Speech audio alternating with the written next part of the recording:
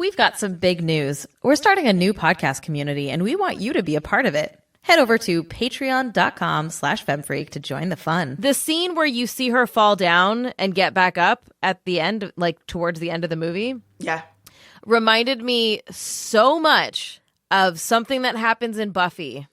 And I'm not going to spoil because I still believe that one day Carolyn and Ebony will watch this fucking show. It definitely... Dream on, Dreamweaver.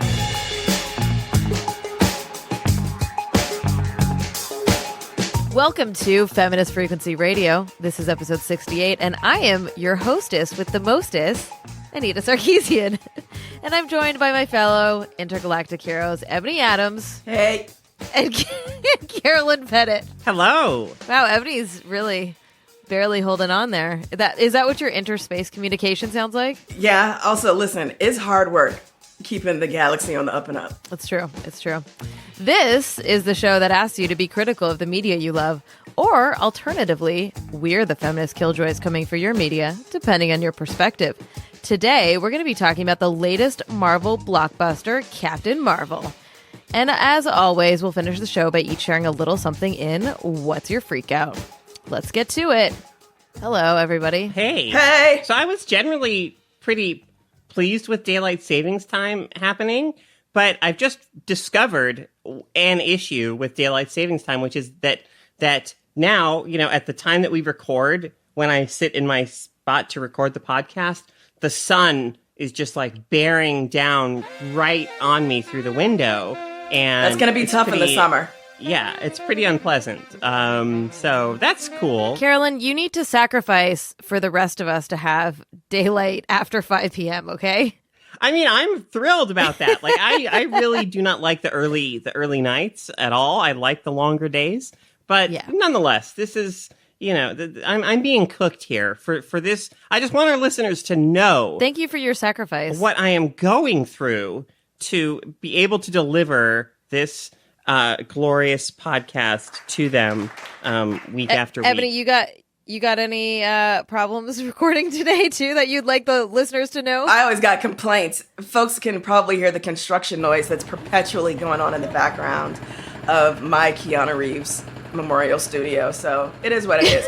Carol, do you feel like Thor in, was it Avengers Infinity War, where he has to like hold that door open on the space station and the star is like burning him and he has to keep it open?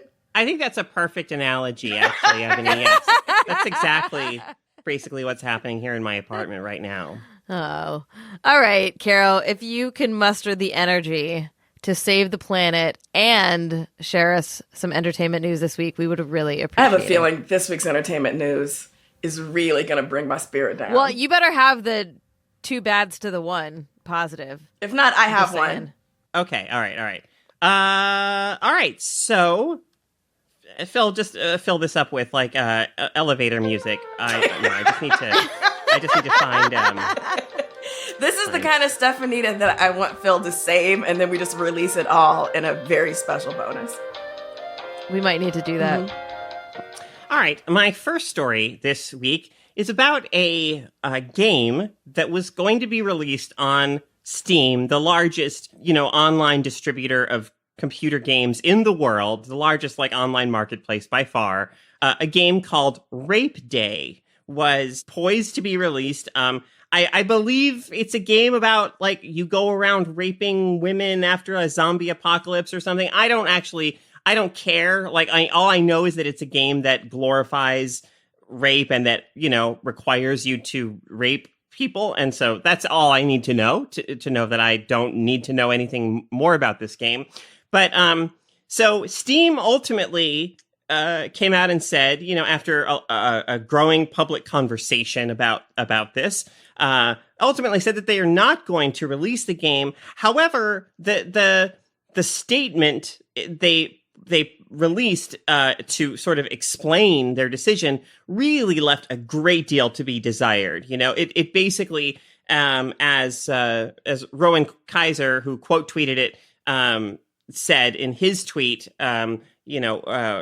basically, it sounds like they're basically saying, we're not going to release Rape Day because we're afraid we might get sued. Not for any moral objections to the game. The statement said in part, much of our policy around what we distribute is and must be reactionary. We simply have to wait and see what comes to us. We then have to make a judgment call about any risk it puts to Valve, our developer partners, or our customers. After significant fact-finding and discussion, we think Rape Day poses unknown costs and risks, and therefore won't be on Steam. We respect developers' desire to express themselves, and the purpose of Steam is to help developers find an audience, but this developer has chosen content matter and a way of representing it that makes it very difficult for us to help them do that. So again, just a gross statement that really boils it down to, we're afraid of releasing this in the marketplace because of the possible repercussions, not we don't want to allow this game to be published on our platform because of what it's fucking about. So it's a business decision, not the fact that this game is a fucking war crime, but, our liability. It's so frustrating that, we've been trying so hard for, to improve the games industry. And in some ways that is happening. And then shit like this happens. And you're like, what? This is the most easiest thing that you could deal with. This is the easiest solution to this, the easiest statement that you could make to this. It's not a gray area. It's very cut and dry here. And the fact that they couldn't even be cool, we don't want to encourage sexual violence, a game that is exclusively and made to glorify sexual violence is not something we want to support. Cool. End of story. What? No, instead it's no, hey, look, we support your desire to express yourself. Even if your expression is basically saying, yeah, rape is awesome, or I don't know what you take away from. I will say this too, is that they would never have done anything about it if people didn't speak up. Right. The activist part of this is really critical, and I just want to encourage folks to keep putting pressure on companies. So even though Steam handled it really badly, they wouldn't have done anything if people hadn't had an uproar about it to begin with. Yeah, absolutely. All right, my next story is about so Ubisoft has a new game, The Division 2, right? And these games are they have the Tom Clancy name, Tom Clancy's The Division. And I don't know, the plot is some nonsense about a virus I think it's a computer virus or something that basically cripples all the systems in, our banks and our infrastructure and everything, and basically brings about the decline and the collapse of civilization within the United States. Somehow it's localized to the United States or parts of the United States.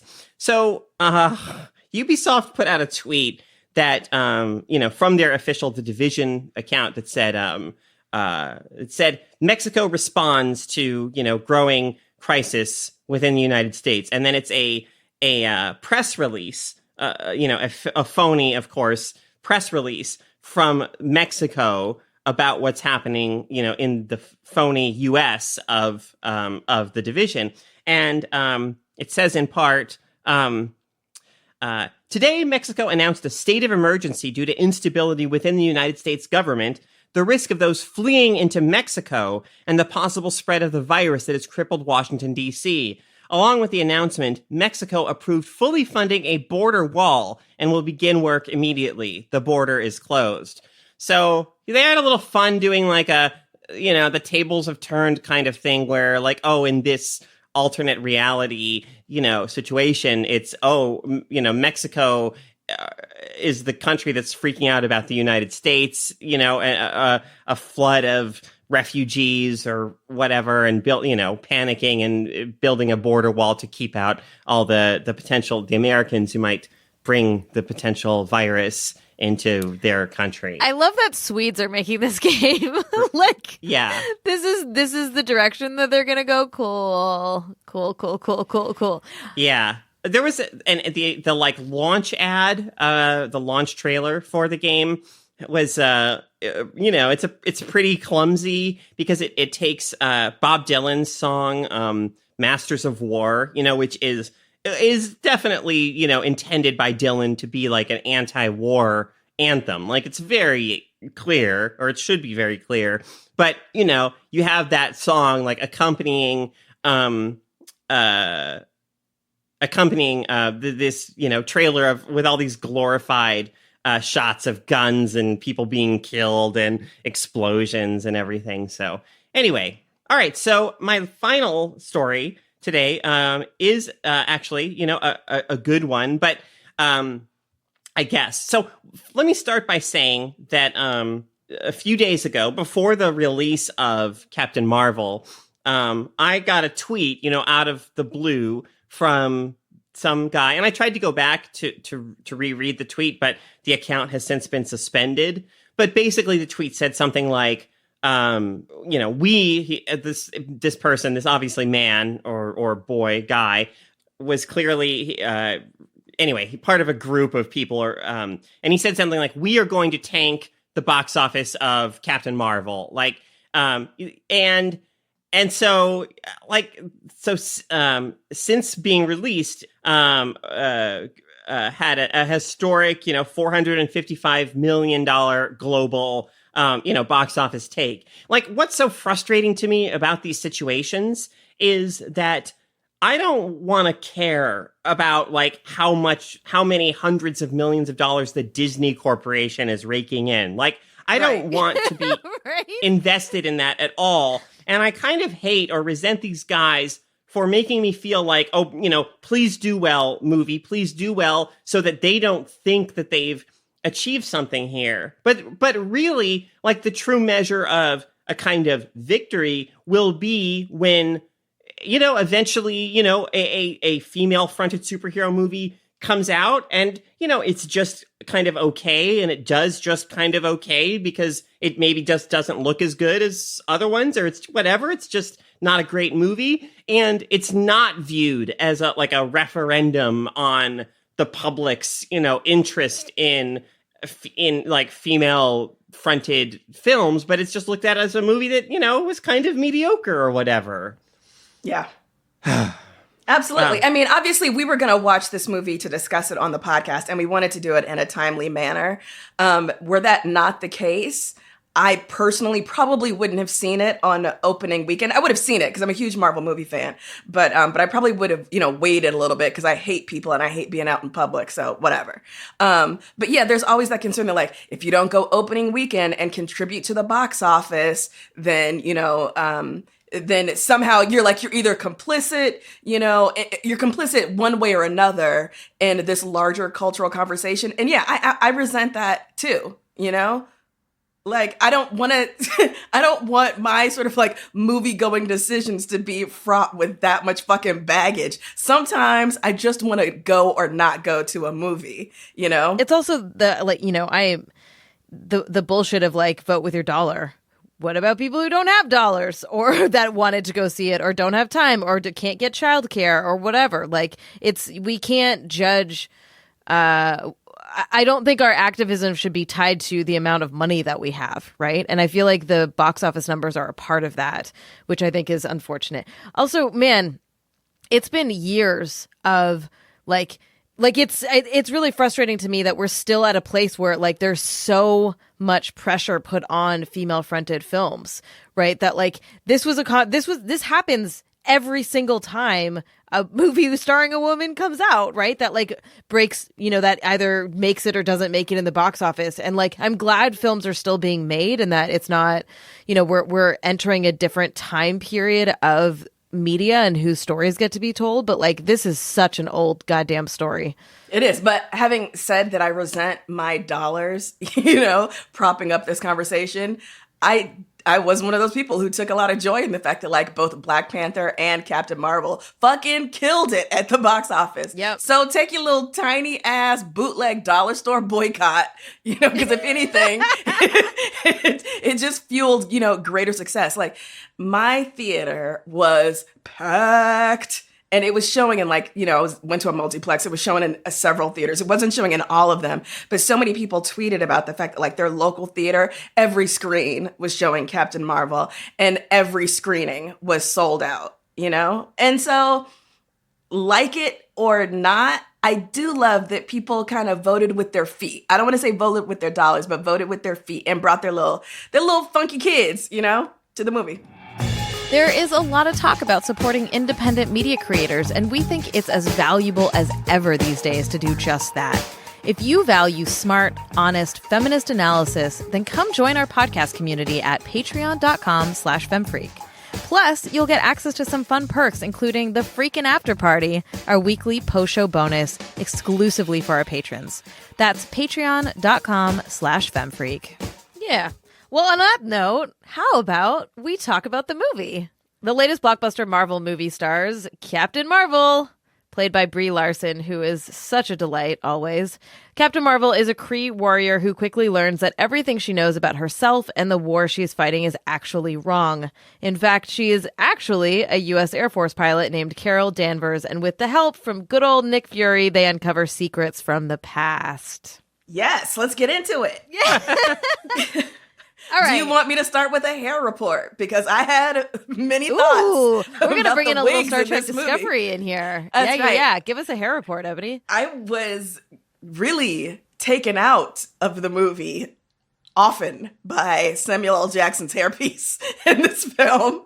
And I just want to have a larger conversation, not here right now, but somewhere, somewhen, about how Black actors are just getting played by hair and makeup departments, because that shit looked comical. If anything, he looked like he came from another planet.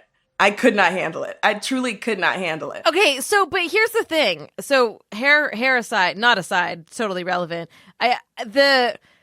So Marvel does this thing where they age actors down, right? And with CGI. See, there's a technical term, CG. Yeah. And so they did it with Agent Coulson and Nick Fury, and it was done. I think they did it the best they've ever done it. Oh yeah. It was actually disturbing how not comical it was. Yeah, except for the hair, he looked great. Right. And in fact, I went with Kid A, friend of the pod, Kronk, to see the film, and I made her take notes after the fact. I give this kid homework, and she hates me. Anyways, one of her notes was, Samuel L. Jackson looks younger, I liked. So that's the word from the 15-year-olds in the audience. Samuel L. Jackson looked younger, I liked. So it was wild, because remember they did it to what's-his-face in Guardians of the Galaxy 2, and you're like... Kurt Russell? Yeah, and you're like, ooh. No, he looked like pudding with the skin on it. It didn't look right. But I was I feel like in order, every time we see it, it's done briefly. So we saw it in the Star Wars, which Star Wars movie was it where they did it to Leia? The Last Jedi? No, at the very end of Rogue One. Yeah, right? And it just doesn't, it's weird and it doesn't look good. So I feel like they must have, figured out the technology to make a whole movie where a supporting character that is very prominent is going to be CGI'd. Yeah, and we'll see more of this.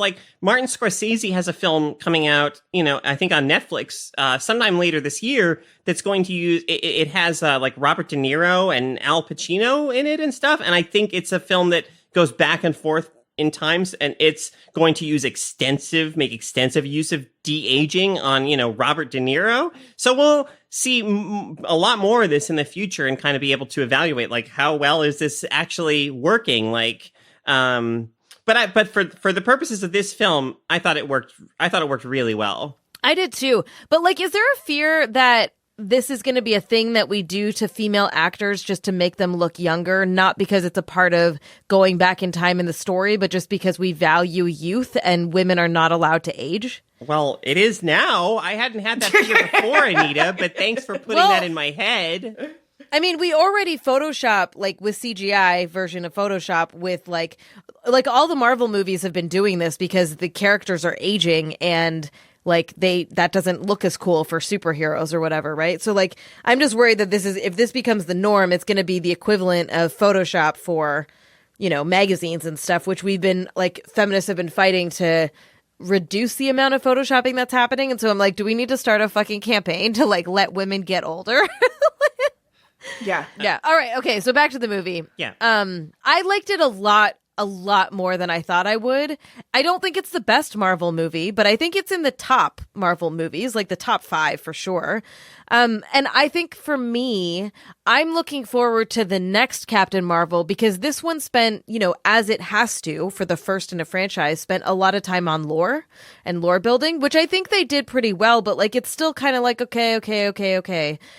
So once the film switched out of lore into like action and like forward momentum, I was so with it. Like I was totally engaged. I had some problems with that aspect of the film as well because, I understand that this is a kind of an origin story, and it's basically supposed to kind of help us get a sense of who Captain Marvel is. And in fact, in this movie, it's largely about her trying to figure out who she is, and we kind of go on that journey with her.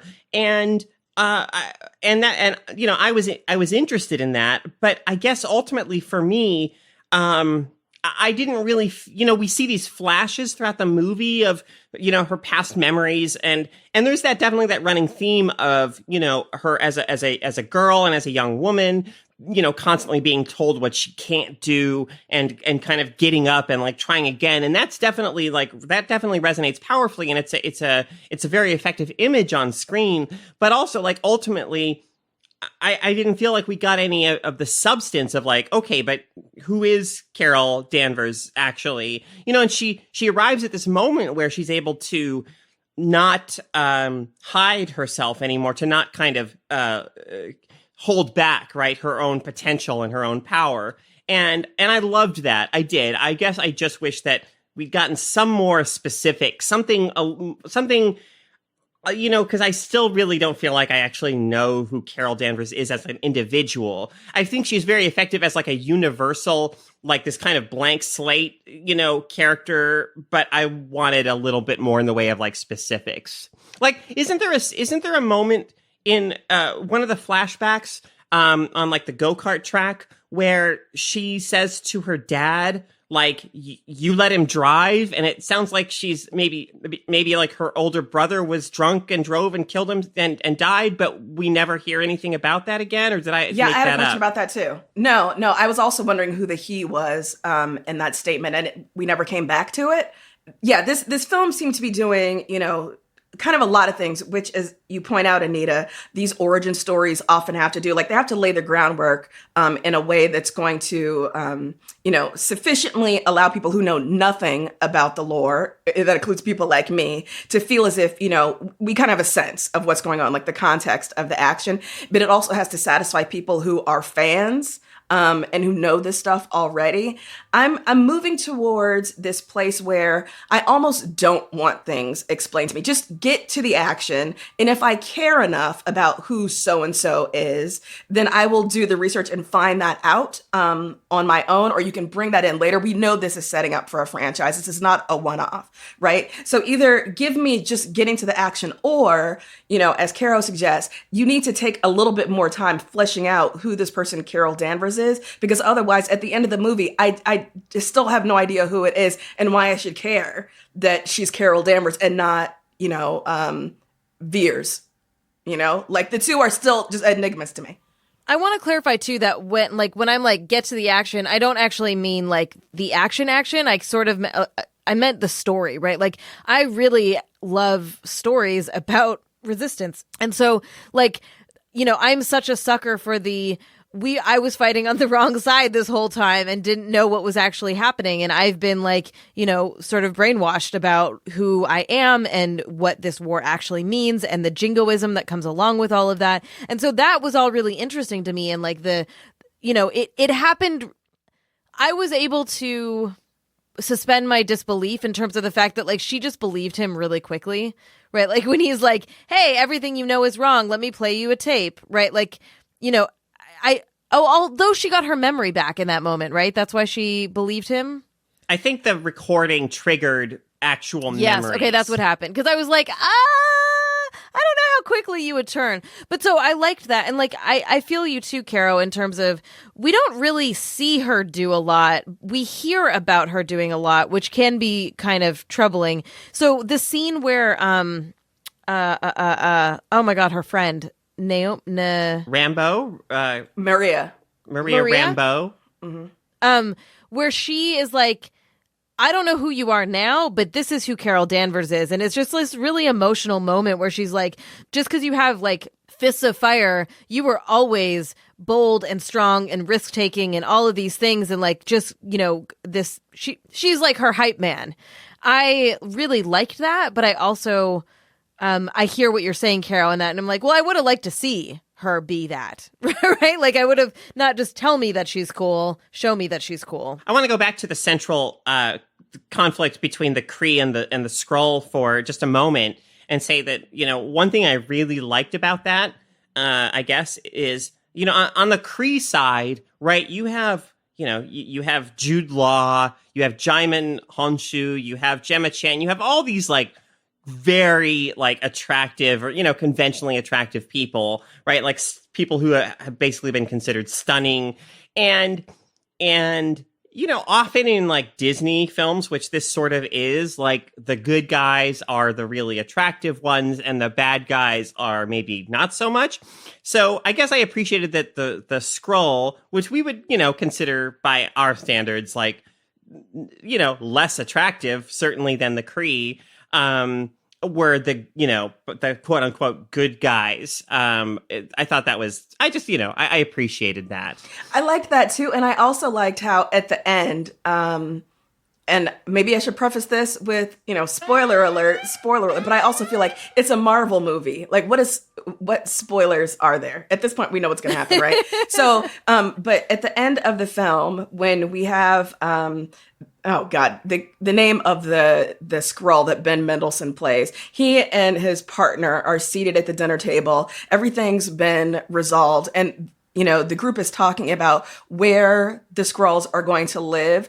I really appreciated that at no point did people seriously entertain the suggestion that the Skrulls should just like assimilate on Earth and, you know, start to look human and maintain that form. You know, it was like, no, you deserve a place where you can live as yourselves. I thought that was really cool. I'm not saying that, you know, that was, you know, there was a larger point about refugees and immigration in that moment, but I really appreciated that it wasn't like, you know what, if you really want to be accepted and you really want to live an easy life, it's better if you, you know, present as a white person. Yeah. Yeah, absolutely. I really appreciated that too. Did you notice that your favorite Lee Pace is in this movie? Oh God, yeah, I did, Anita. I did. I love him. Not nearly enough Lee Pace in this movie. Not man. enough. I know. Okay, so agree to disagree. So the I felt like part of the pacing and what we're talking about, like the, you know, I feel like the second act is really where the movie shined. Sorry. Shined. Shined. And I think, like, for me, the humor worked better in the second act, too. So in the first act, I was like, okay, that's funny. Okay, whatever. But then in the second act, like, I was laughing out loud. Like, there were definitely moments where I went to see it really early. So there were like 4 people in my theater, like extremely early in the morning. I don't even know why movies are available that early, but I was thankful. I love it. Yeah, it was great. But I was like cracking up and there's only like one other person laughing in the theater. And I thought like so, you know, moments like where the Skrill guy, the sort of main one, I can't remember his name, was like, why would I turn into a filing cabinet? Yeah. That whole conversation I thought was really charming. And it wasn't like I can't, it's just that's stupid. And the 90s nostalgia worked so well on me, like in every fucking way, just because that was like my teen years and like all of the music, I just kept laughing. Like I'm just a girl in like the big battle scene. Yeah. And like Nirvana playing in the like the other world where the Supreme Intelligence. Thank you. The Supreme Intelligence is like, oh, nice choice of music. And I'm like, yeah, it is. Yeah. But especially Cole over the credits. Yeah. The moment where like they put the CD-ROM in and they're all like, what is happening? Like the people that aren't from that time are like, what is happening? And they're like, it's loading. Right. Like Nick Fury's like, it's loading. And I was like, oh my God. Like, I feel like that is funny for people who are of like younger generations who have heard about the way that technology used to be. But for us, we're like, oh my God, like I feel seen, right? Yeah. I absolutely have been working on a Photoshop of me and Caro as Marie and Carol Danvers in that karaoke scene. So I'll be debuting that very soon. Oh, wonderful. Absolutely favorite moments in the film. I thought the tone was pretty great throughout. Sometimes with these movies, the humor can seem so forced, so forced. And it's like, just scale it back a little. On the flip side of that is like the DC version, right? Which is this kind of like relentless grim dark, which I also don't want. But I thought the tone that they struck and maintained throughout the film just worked for me. It was fun. It felt like there was an acknowledgement that there's something so fantastical and wonderful about watching things like this happen. It felt very, I don't want to say childish because that'll give you, the wrong idea, but there was a kind of childlike wonder that this film embraced that I absolutely appreciated. Yeah. There was no attempt to like age it up with kind of snark, and like this smug self-awareness. Like it was what it was. It did what it said on the tin. And yeah. I loved that. I agree. So the filmmakers, a film is co-directed by Anna Boden and Ryan Fleck, who also, made a film, in 2006 now. Holy cow, it's been that long. But in 2006, they made a film that got a lot of attention called Half Nelson. It's a film starring Ryan Gosling as a high school teacher with a heroin problem who, strikes up a kind of unlikely friendship with, a black female student. And it's a really, I think it's a really good film. And it's a film that is very grounded in reality, right? These directors, this filmmaking duo have a strength, I think, for just, I don't know, making films, even when they're funny or absurd or whatever the case may be, like they feel in some way grounded in reality. And I appreciated that. Like there were shots in this film of like Samuel L. Jackson and his big clunky mid-90s car, his nondescript shield car. And I'm like, this shot looks like it's hard to articulate what I mean, but this looks like it's from a real movie, like as opposed to like this looks like it's from this shot composition and everything. Like these are real filmmakers rather than just like director for hire people trying to make a slick looking entertainment product. Like this looks like it looks real as opposed to the way so many films feel overly shot or overly produced or something. Just the way some pop songs can feel like overly slick and produced so that they kind of lose the texture that might make them interesting. Like you see that a lot in movies too, but this film didn't have that. And I really appreciated that about it. I was reminded for some reason before I walked into the theater about how these movies impact young folks. And I think for me, that framing was really valuable because I think if I went into it thinking this is a movie for adults, I would be like, meh, okay, whatever. But I was like, oh my God, if I was 14 or 10 or any age as a young girl and had something like this, like how powerful is that? And I think that conversation is happening more in terms of how valuable representations are, especially to young folks. And like seeing all the pictures of like little girls dressing up as Captain Marvel. Like I think when I was watching the parts where she's like breaking free and realizing what has been done to her and really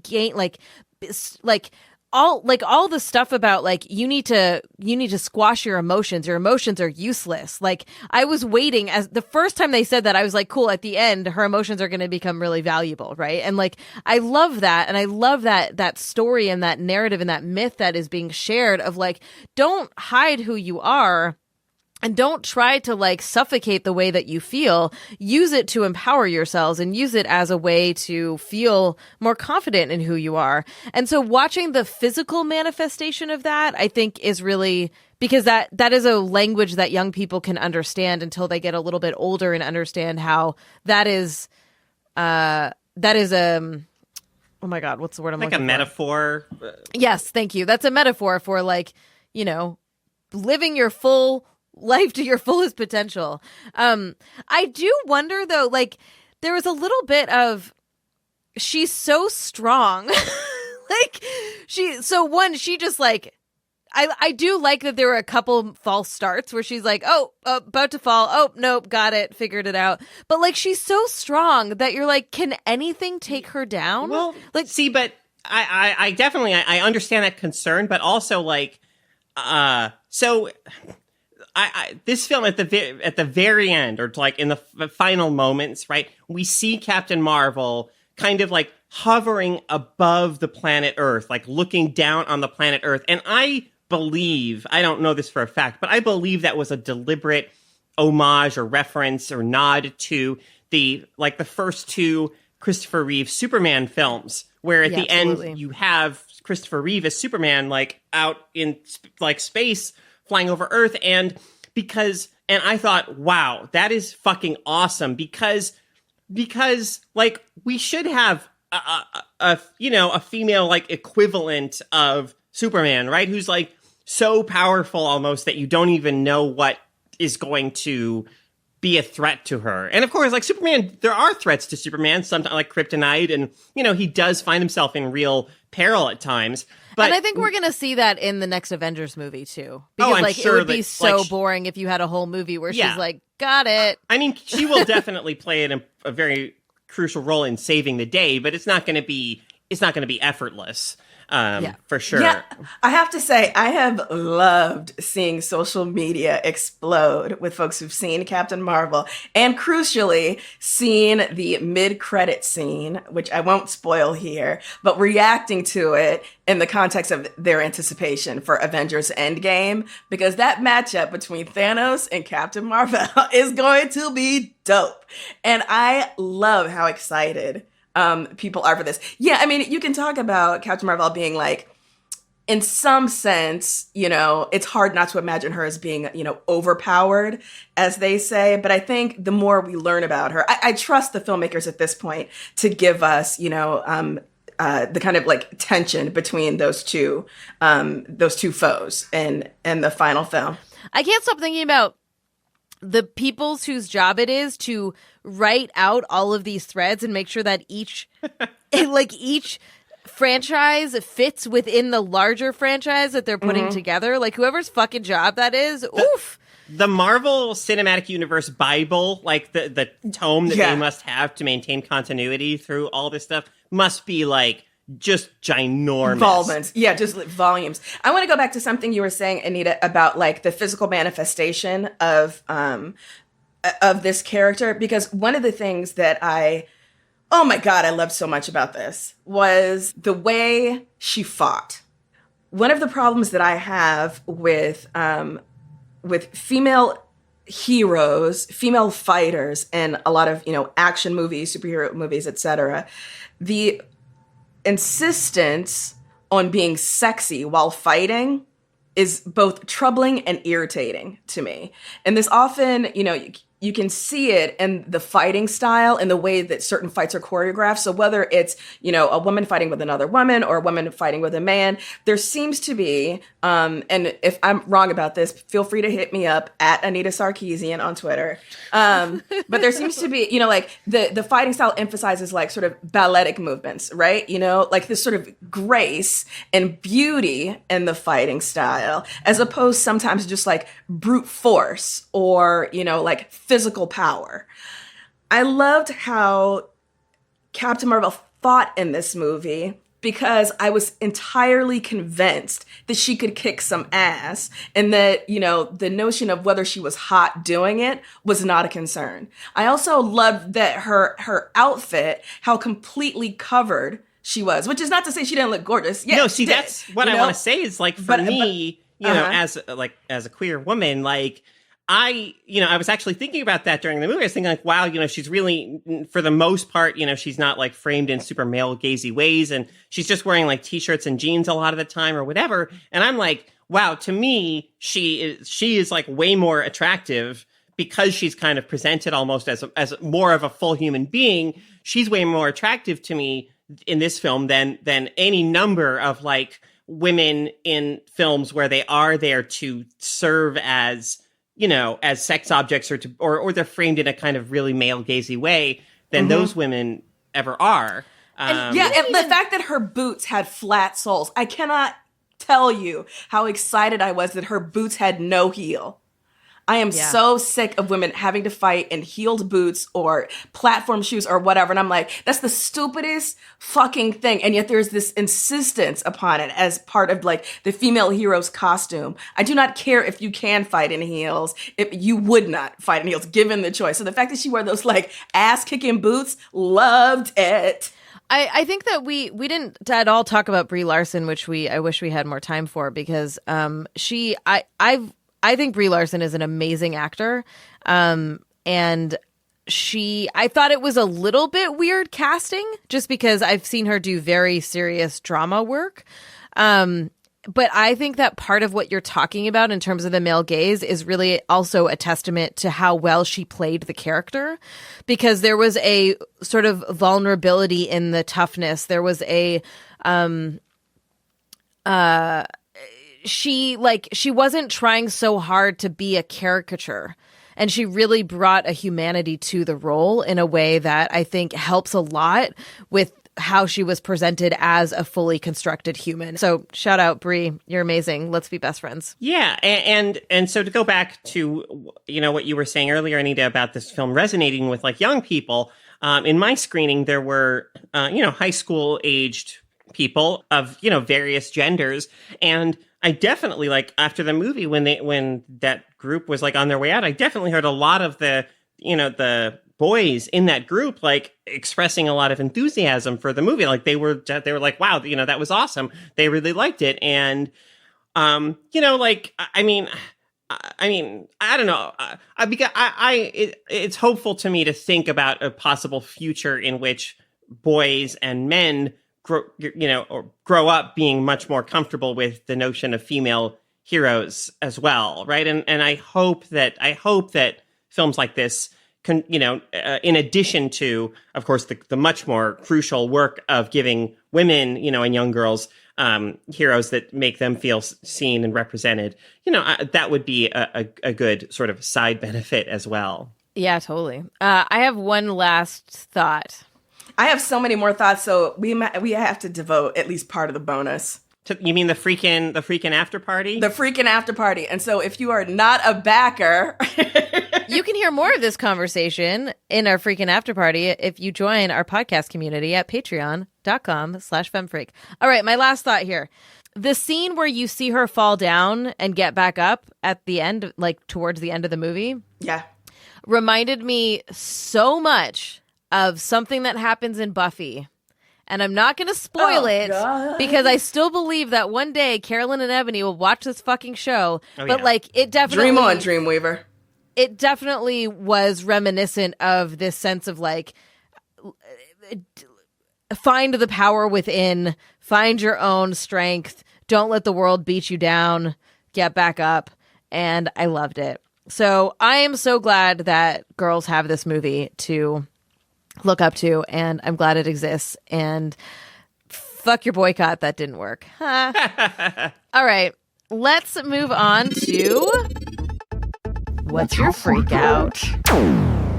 Who would like to go first? I'll go. All right. For the second week in a row, I am freaking out about a podcast, another podcast. I don't know if ultimately this means I'm sending people away from our podcast, but no, add more podcasts to your listening diet. Today I want to shout out The Nod, which is co-hosted by Brittany Luz and Eric Eddings. It is a podcast about race, politics, culture, cuisine, education. It's just about so many things. And the hosts are so knowledgeable, but also just really fun to listen to. I particularly want to shout out a recent episode called The Alchemy of Being Black. And so Brittany Luz talks to staff writer from The Atlantic, Hannah Georges, who is a Black American woman of Ethiopian descent. And she asks her what do you consider to be the blackest food? And Hannah makes lasagna for her, and she makes it in this, very specific Ethiopian style. And it is just a fantastic rumination on like culture and cuisine and the role of colonialism and the ways that, oppressed people, colonized people have repurposed and reshaped the cultural markers of the peoples who have oppressed them. It was just a really fantastic episode. And also the way she made that lasagna, it sounded fucking amazing. So anyway, shouting out the nod for my freak out this week. And if I can have just a tiny half freak out, someone on Twitter, I think her name is @CharitySunday, tweeted, Hosier better have a section on his website called Take Me to Merch. And I honestly, I peed. I actually peed myself. So I want to offer both of those freakouts for the week. Moving on. Carolyn, all right, what's hello. your freak out? This is one of those freakouts that's like, it's sort of a morbid freak out, but I mean, it's one of these situations where, things generally speaking are so terrifying and relentlessly awful that, you have to kind of laugh once in a while at some of the absurdity inherent in it, or you're, like it's healthy maybe as just a form of release to find the opportunity to laugh even in the midst of everything being awful all the time. And so, our president, who's president? I don't even know what the event was. And I resent Tim Cook of Apple for ever being, in the president's presence to help him with anything. But there was some sort of thing recently where Tim Cook of Apple was sitting next to the president, and and there were cameras and reporters and stuff present, and the president said, he said, as he was kind of moving on, he said, "Thank you, Tim Apple," and then though, like later in the week, what elevates this to like another level of hilarity for me is that he, at some event with like donors at, I don't know, Mar-a-Lago or something, he actually told people like out loud that he said that what he actually said really fast was Tim Cook of Apple, and just like the mic just only picked up Tim Apple, which is so blatantly a lie that it's almost like hilarious that he cannot let the slightest little like idea of that he might have misspoke or whatever go by without making it so much worse by trying to say that it didn't happen. But it's also like, to me, it's kind of scary, as so many things about the president are, in the sense that, he's so used to having the sort of power to just say that the world is a certain way, and not being questioned or challenged about it by the people around him, that sort of thing just comes second nature to him, that he just sort of, I think probably just says that stuff automatically without even thinking about it, because that's the world that he lives in and always has lived in. And anyway, our president is a clown, a terrifying, terrifying clown who has done so much harm, but a clown nonetheless. Agreed.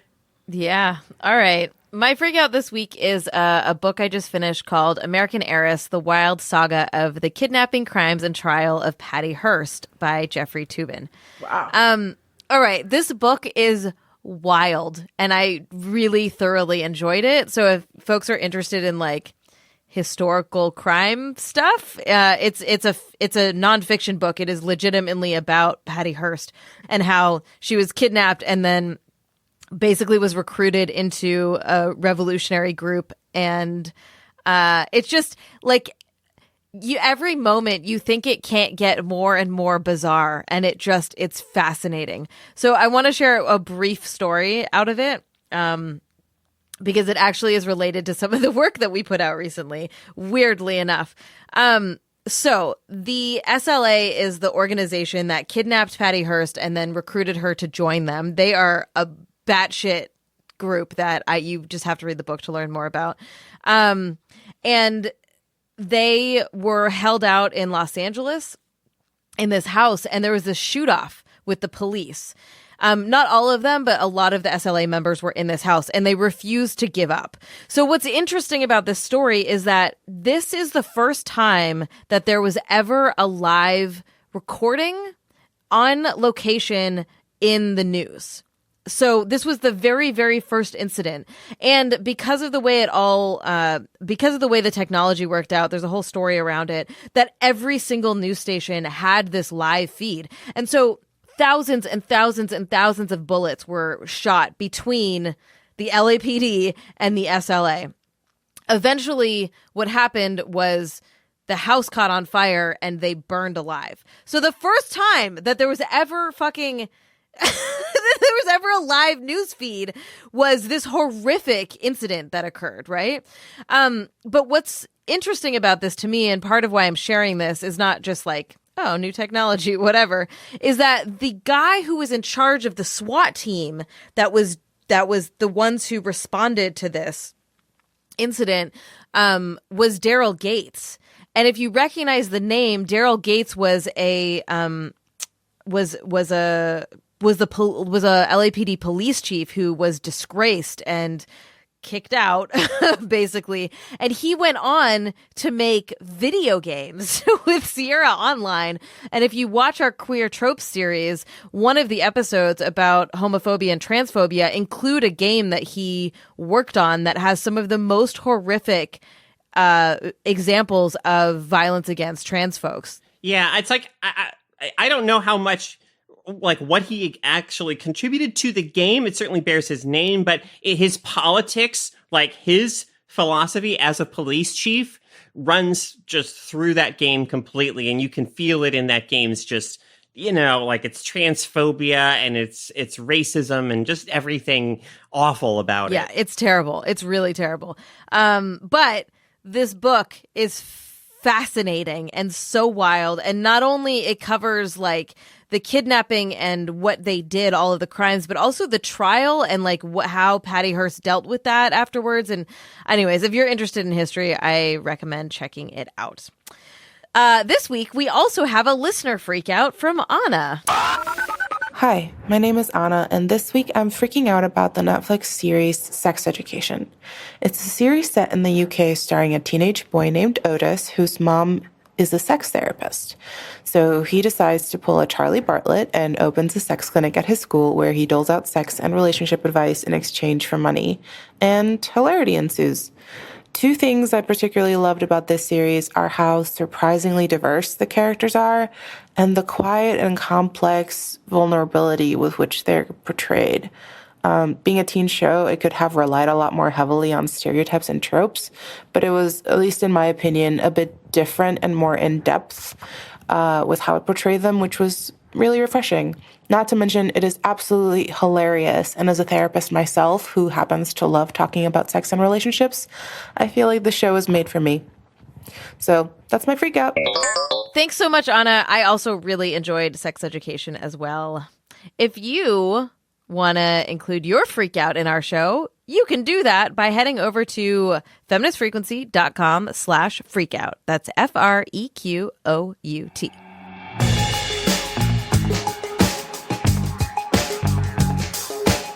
All right, y'all, that is our show. You can catch us back here every single Wednesday.